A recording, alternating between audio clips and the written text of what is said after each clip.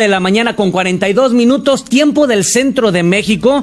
Y miren, en estos momentos nos da muchísimo gusto poder hacer enlace hasta Barcelona, España, con un colega periodista a quien le agradecemos, por supuesto, este enlace en Agenda Internacional a través de la pantalla de TV4 desde la ciudad de León, Guanajuato, acá en México, a Xavier Palao. Xavier, un gusto saludarte. ¿Cómo estás? Buenos días aquí en México, buenas tardes allá en España.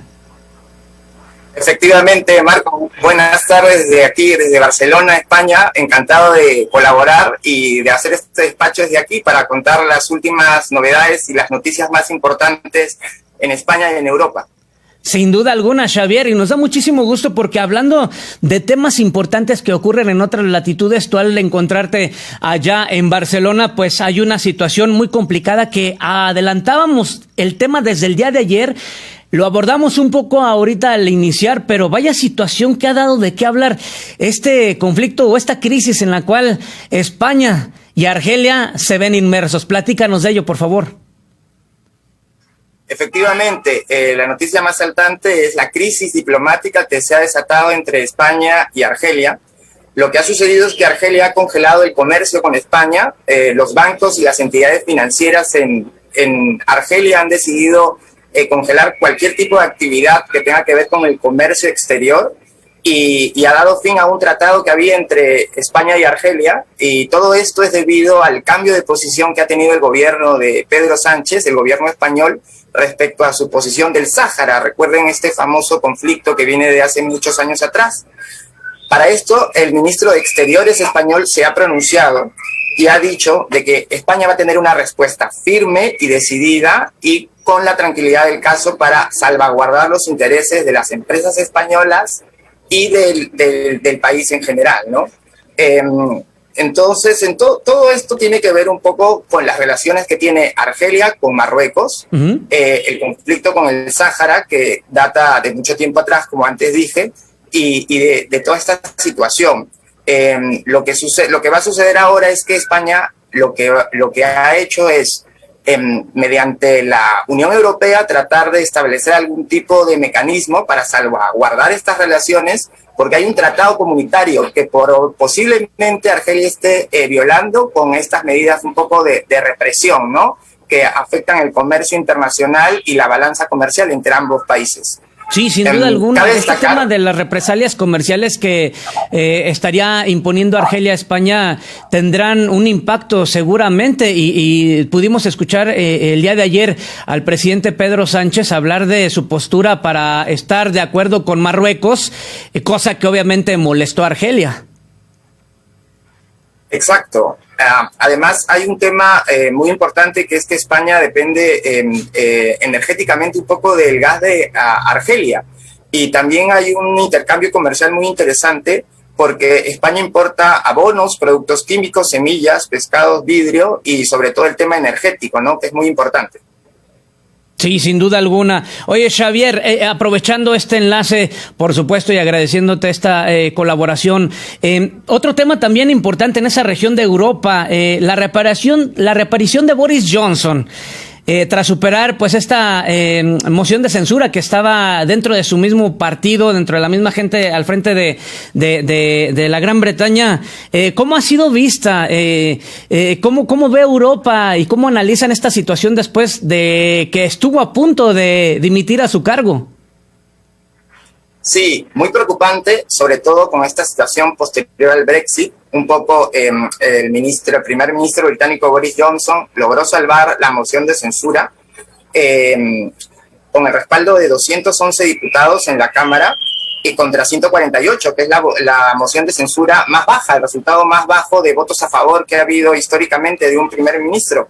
Y bueno, ha reaparecido en la semana, después de esta moción de censura de sus propios compañeros diputados, para tratar de dar un mensaje de calma, de tranquilidad. Parece que no ha aprendido mucho la lección, porque continúa con el mensaje de que su carrera política recién empieza y de que esto es un escollo más en la larga lista de vicisitudes que va a continuar, ¿no?, al frente del cargo más importante en el Reino Unido.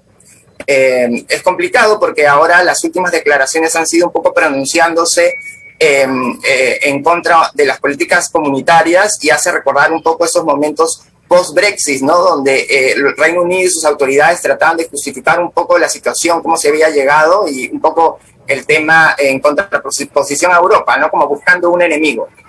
Sí, sin duda alguna, y es que llamó la atención, así es de que, pues en este contexto, no solamente la Unión Europea estaba atenta a lo que podría acontecer con Boris Johnson, sino también el resto del mundo, ¿no? Por los diferentes acuerdos que se tienen con el primer ministro de la Gran Bretaña, pero todo lo que significaba, lo que representaba, y sobre todo en un tema, pues tan delicado, porque habíamos conocido todos de primera mano, pues cuáles eran las recomendaciones para atender el COVID-19 alrededor del mundo y las restricciones que habían y sin embargo pues parecía que a Boris Johnson no le importó esto y a punto estuvo de caer finalmente, pero pues como el ave fénix, ¿no? Se levantó de esta y vamos a ver qué es lo que viene ahora para ellos. Este comportamiento poco ejemplar lo ha desgastado mucho y el escándalo que se desató por el Partygate ha sido terrible para él y para su popularidad, ¿no? Ha logrado salvar la moción de censura, pero ha tenido una caída en las encuestas muy, muy considerable. Sí, sin duda alguna. Oye, Xavier, aprovechando, insisto, y agradecidos por esta comunicación desde Barcelona, ustedes allá en España y todo el mundo nos hemos dado cuenta de otra situación que pues también puso en alerta al mundo y que nos vimos en una situación de pronto con dudas por esta situación de la viruela del mono, y nos llama ahora la atención que en España se está contemplando ya vacunar contra esta viruela símica a la población más vulnerable. ¿Qué hay de ello? Sí, justo en la semana el Ministerio de Sanidad español ha anunciado que se ha aprobado la vacunación contra la viruela del mono, con prioridad a las personas de alto riesgo y que han tenido alguna exposición a esta enfermedad. Se ha limitado un poco la vacunación por la cantidad de dosis disponibles, unas 200 dosis para casos de post-exposición al virus, ¿no? En Europa, en general en los países europeos, la compra de las vacunas ha sido centralizada a través de la Unión Europea, que tiene un organismo que se encarga de distribuir estas vacunas a los países, ¿no? De acuerdo de una manera equitativa para que puedan hacer frente a estas emergencias sanitarias. Y se tiene esta cantidad de dosis. La vacuna ya había sido aprobada con anterioridad, solo que no había sucedido esta explosión de casos en humanos y en territorio europeo.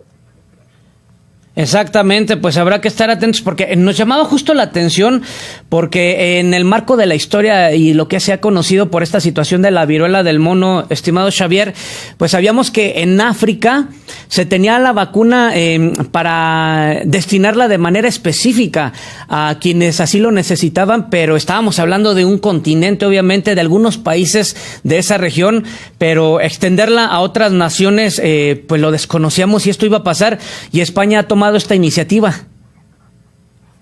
Sí. Bueno, Estados Unidos también cuenta con una provisión de dosis contra la viruela del mono. En el 2019 la FDA aprobó la vacuna. Existe la vacuna de la viruela como la conocemos nosotros y la variante de la viruela del mono. Y está recomendada para personas mayores de 18 años que tienen este riesgo de infección por algún contacto estrecho que puedan tener con el virus.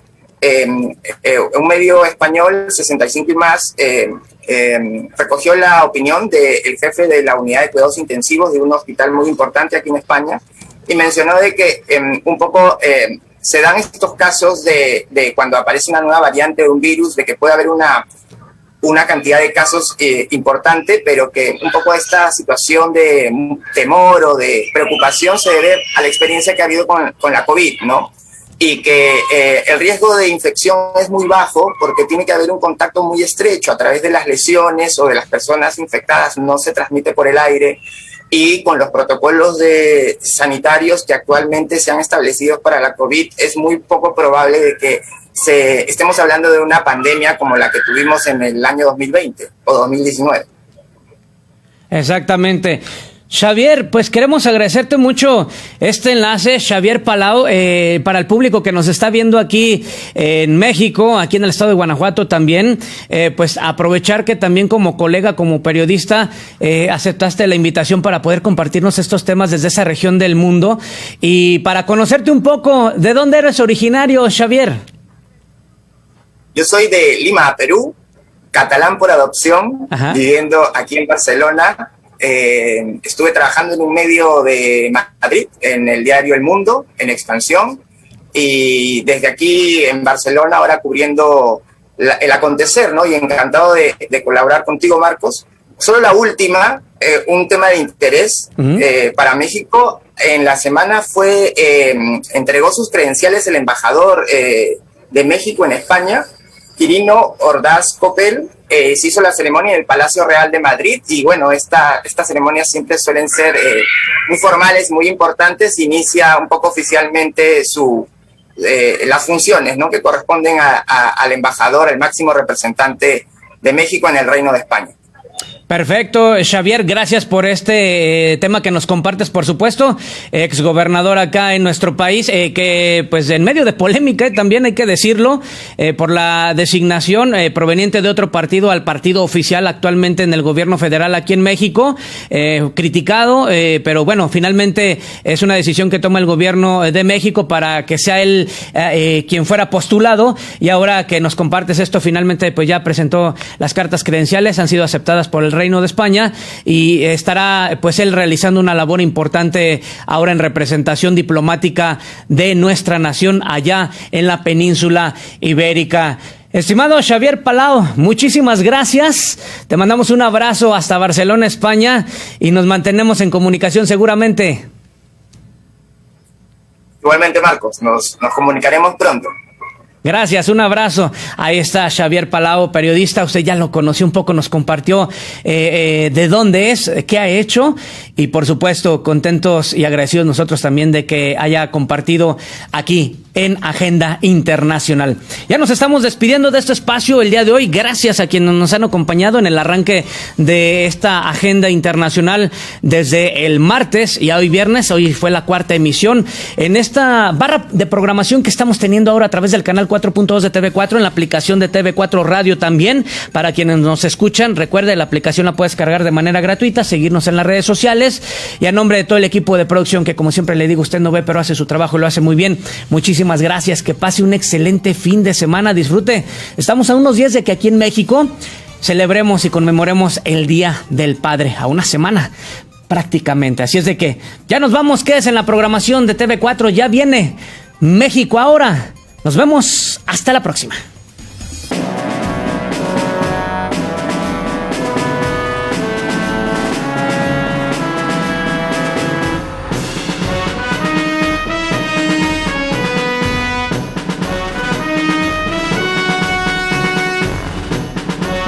Soy el verdadero mexicano.